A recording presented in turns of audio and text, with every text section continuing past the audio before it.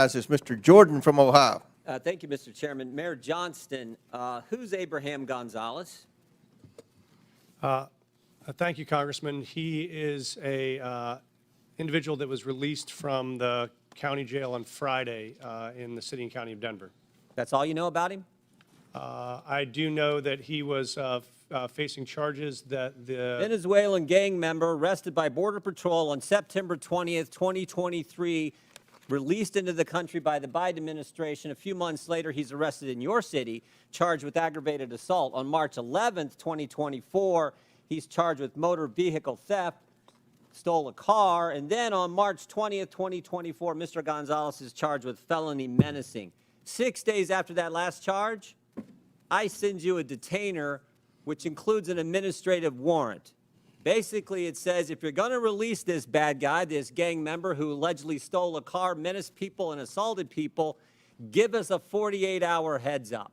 Is that right? Does that refresh your memory? I do know about the detainer request. I do know that we provided a notification of release. What kind of notice did you give ICE when you released him?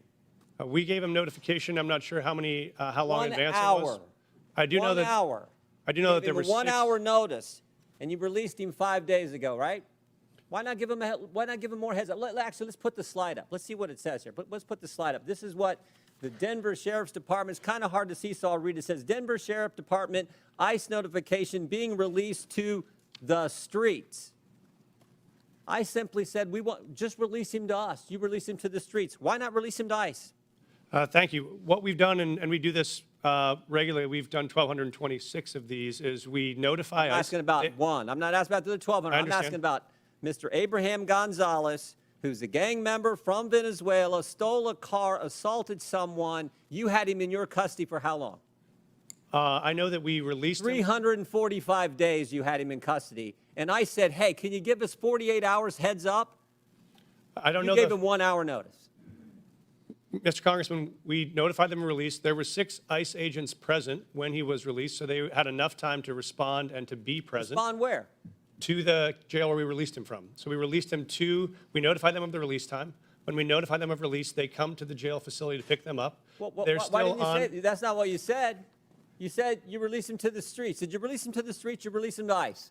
What we do, sir, is we release him from our county jail, and we coordinate with ICE on that release time and release date so that ICE can come and pick them up from that location. Pick them up where? In the parking lot? Yes, sir. They're on the facility Guess property. what happened in the parking lot? I know, sir. I've reviewed the video. So I looked at it. I've talked to the sheriff last night. One of the ICE officers got assaulted, didn't he? I've reviewed the video, They had sir. to tase the guy, didn't they? Would you like me to answer, sir? No, I'd like you to answer. Did they tase him? I know that there were 6 officers that had multiple tasers. I saw the So they detention had on 6 video. officers. If you keep him in the facility and they come in the facility and get him, does it take 6 officers? Probably takes 2, doesn't it? So we've been doing these, as I mentioned, 1,224 times, 1,226 times. This is the first time I've been made aware of there's been an incident like this. So I reached out to ICE after I saw the video. I've coordinated with their team and offered to sit down and see if there are procedures we can change. It's a simple make sure question. this works smoothly. It's a simple question.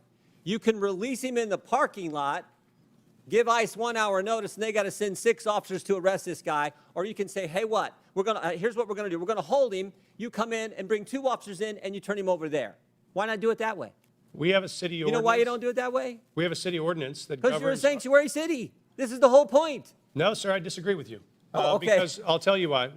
If you talk about sanctuary as a definition of shielding people from law enforcement, we do not do that. What we do is provide services. In this context, what we did is we coordinated the release. An officer got assaulted because of your policy, which says we're going to release him to, in your words, not mine, to the streets.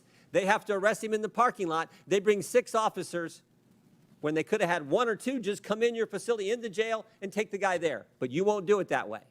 I've seen the video. I've reached out to ICE. I've offered to sit down and coordinate on strategies. If we need to make adjustments to what we do on releases, we'll do that. This is the first time in the 1,226 releases I've heard of an incident, I read your so we'll written take testimony action. last night. I read your written testimony last night.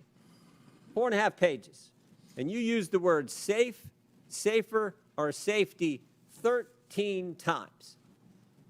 Talking about my job is to protect the safety of the people in Denver. We prioritizing making sure everyone in our community is safe. That's a lie. Because it was not safer for the ICE agents who are part of your community. No way was it safer. The safest thing to do is to say, ICE, we got him in custody. Come here, we're releasing. We held him 345 days. We can't hold him a second longer. We can't wait for you to come inside the building. We got to let him go, so you have to arrest him in the parking lot. That is how stupid sanctuary policies are and what they mean to the community that you put at risk and to the ICE officers ICE officer who was assaulted. And they had to use a taser on the, it's not good. Mr. Chairman, Time, Mr. Chairman. 5 I have minutes is unanimous up. Consent request.